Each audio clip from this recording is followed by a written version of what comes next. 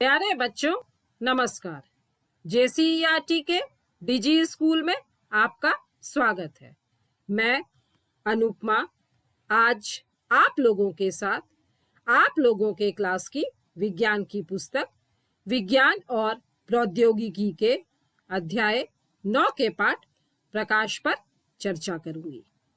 हम लोगों ने इसके पहले के 3 वीडियोस में इस पाठ को पढ़ा था और समझ लिया था। आज इस वीडियो में हम लोग इस पाठ के अभ्यास में दिए गए प्रश्नों के उत्तरों को समझेंगे।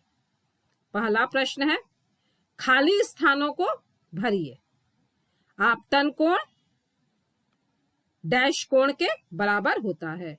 तो बच्चों, आप लोग जानते हैं समतल दर्पण की या किसी भी परावर्तक सतह से टकराने वाली प्रकाश की किरण आपतित किरण, सतह से परावर्तन के पश्चात वापस लौटने वाली किरण परावर्तित किरण कहलाती है।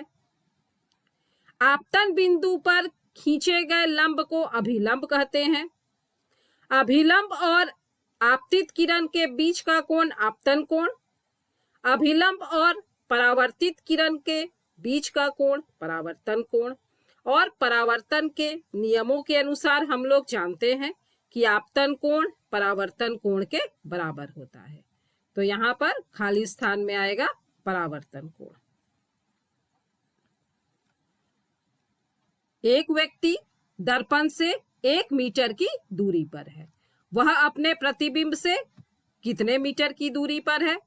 बच्चों, समतल दर्पण से बने प्रतिबिंब की विशेषताओं में हम लोगों ने जाना था, दर्पण से वस्तु की दूरी जितनी होती है, दर्पण से प्रतिबिंब की दूरी भी उतनी ही होती है। तो यहाँ पर व्यक्ति दर्पण से 1 मीटर की दूरी पर खड़ा है।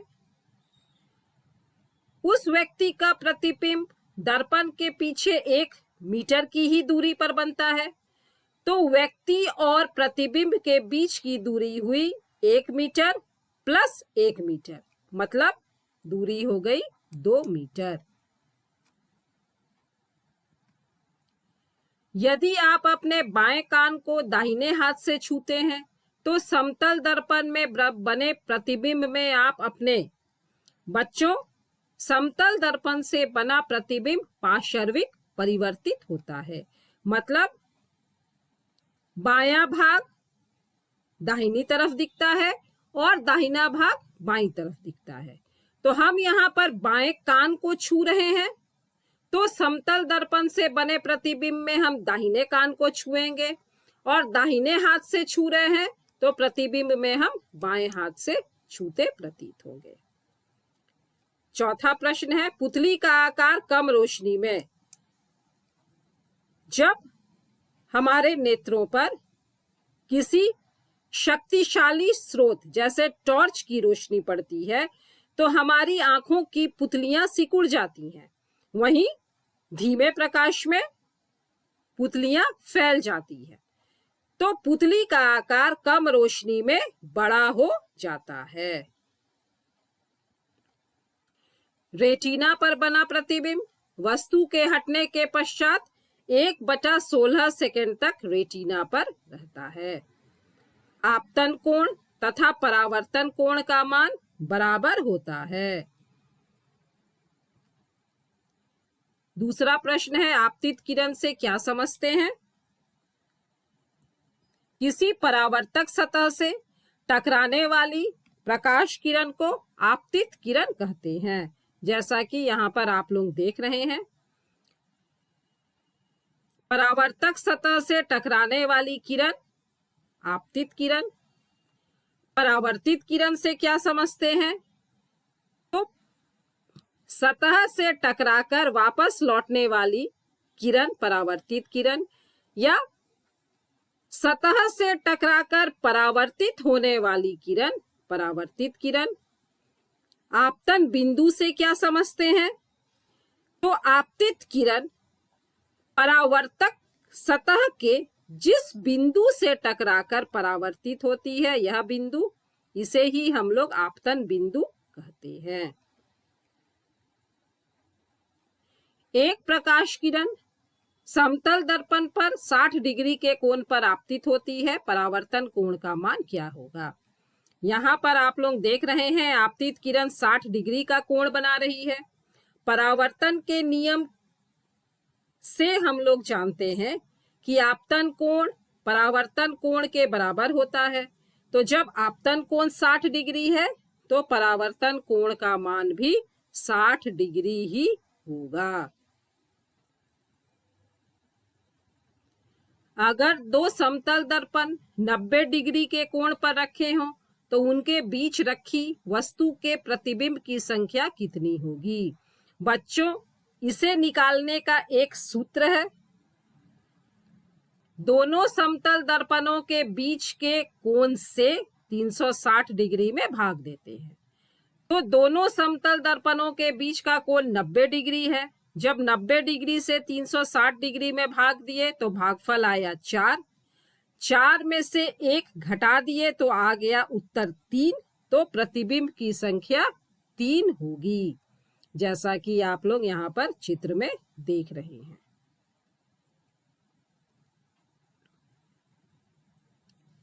समतल दर्पण किस प्रकार का प्रतिबिंब बनाता है?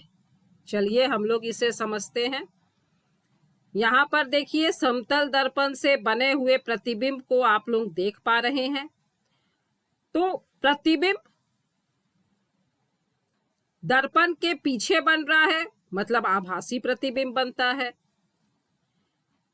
प्रतिबिंब का आकार और वस्तु का आकार बराबर है और प्रतिबिंब सीधा है। तो समतल दर्पण किसी वस्तु का आभासी, सीधा और वस्तु के बराबर प्रतिबिंब बनाता है। एक प्रकाश किरण समतल दर्पण पर अभिलंब की दिशा में आपतित होती है। परावर्तन के पश्चात प्रकाश किरण किधर जाएगी? तो प्रकाश की किरण अभिलंब की दिशा में आपतित हो रही है। परावर्तन के पश्चात भी वह अभिलंब की दिशा में ही वापस लौट जाएगी, क्योंकि आपतन कोण और परावर्तन कोण का मान हमेशा बराबर होता है। नियमित तथा विसरित परावर्तन किस प्रकार के सतहों से होता है? नियमित परावर्तन समतल और चिकनी सतह से होता है, जैसा कि आप लोग यहाँ पर देख रहे हैं। और विसरित परावर्तन असमतल और रुखड़े परावर्तक सतह से होता है, जैसा कि यहाँ पर देखिए असमतल और रुखड़ी परावर्तक सतह है तो विसरित परावर्तन, और समतल और चिकनी सतह है तो नियमित परावर्तन। एक यंत्र का नाम बताएं जो परावर्तन के नियम पर आधारित है। पेरिस्कोप परावर्तन के नियम पर आधारित है। यहाँ पर आप लोग देखिए पेरिस्कोप में 2 समतल दर्पण समानांतर लगे रहते हैं और ये दर्पण 45 डिग्री के कोण पर लगे होते हैं। जब व्यक्ति यहाँ से किसी वस्तु को देखता है तो व्यक्ति से आने वाली प्रकाश की किरणें पहले समतल दर्पण से परावर्तित होती हैं, फिर यहाँ पर यह दूसरे समतल दर्पण से परावर्तित होती हैं और व्यक्ति को बाहर की वस्तु दिखाई देती है, जैसा कि आप लोग यहाँ पर देख रहे हैं। तो यह पेरिस्कोप समतल दर्पण से परावर्तन के नियम पर आधारित है। मानव नेत्र किस प्रकार का लेंस है? उत्तल लेंस। आइरिस में स्थित छोटे छिद्र को क्या कहते हैं? यहाँ पर बच्चों आप लोग देख रहे हैं आइरिस नीले रंग का है और आइरिस के बीच में जो छेद होता है इसे हम लोग पुतली कहते हैं। यहाँ पर काले रंग सी पुतली आप लोगों को दिखाई दे रही है। किस प्रक्रिया के कारण श्वेत प्रकाश 7 रंगों में विभक्त हो जाता है? विक्षेपण की प्रक्रिया के कारण। आप लोगों ने देखा है बच्चों, जब किसी पारदर्शक सतह से प्रकाश की किरण गुजरती है तो इस तरह से 7 रंगों में विभक्त हो जाती है, इसे ही हम लोग विक्षेपण कहते हैं। आप लोगों ने इस तरह से सीडी से भी प्रकाश का विक्षेपण देखा है। सूर्य के प्रकाश में सीडी से इस तरह प्रकाश विक्षेपित होता है। वर्षा के दिनों में जब पानी के ऊपर किरासन तेल, डीजल या कोई भी हम लोग तेल डाल देते हैं तो देखिए इस तरह से यहाँ भी हम लोग प्रकाश का विक्षेपण देख सकते हैं। और बच्चों, आप लोगों का जो प्रिय खेल है साबुन पानी के बुलबुले उड़ाना, तो उन साबुन पानी के बुलबुलों में भी आप लोग इस तरह से प्रकाश के विक्षेपण को देख सकते हैं। देखिए यहाँ भी प्रकाश 7 रंगों में विभक्त हो गया है। इंद्रधनुष के बनने के पीछे कौन सी प्रक्रिया निहित है? बच्चों, आप लोगों ने इंद्रधनुष देखा है? यह कब आता है या इसे आप लोग किस समय देख पाते हैं? वर्षा होने के बाद जब सूर्य निकल आता है या धूप निकल आती है, तो वर्षा होने के बाद वायुमंडल में पानी की बूंदें अवस्थित रहती हैं और ये पानी की बूंदें प्रिज्म का काम करती हैं। देखिए बच्चों, यहाँ पर इस तरह से वायुमंडल में अवस्थित पानी की बूंदें प्रकाश को विक्षेपित कर देती हैं और इसी कारण हम लोगों को इंद्रधनुष दिखलाई पड़ता है।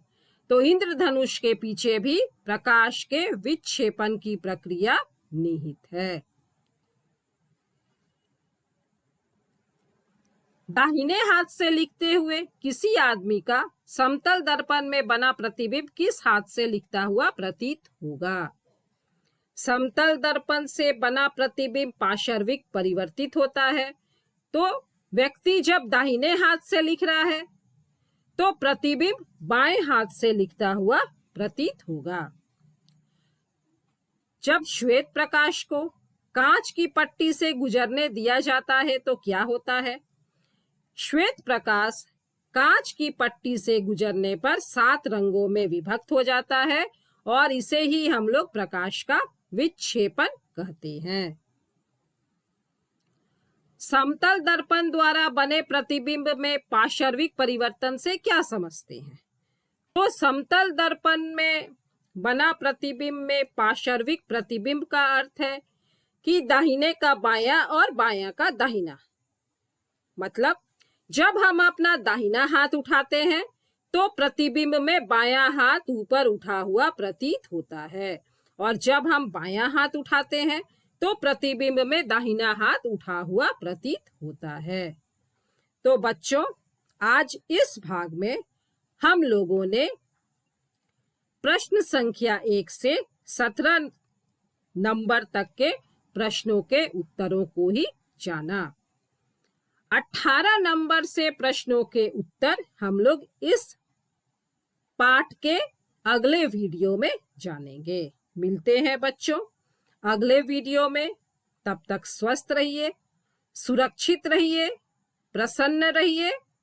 Thank you.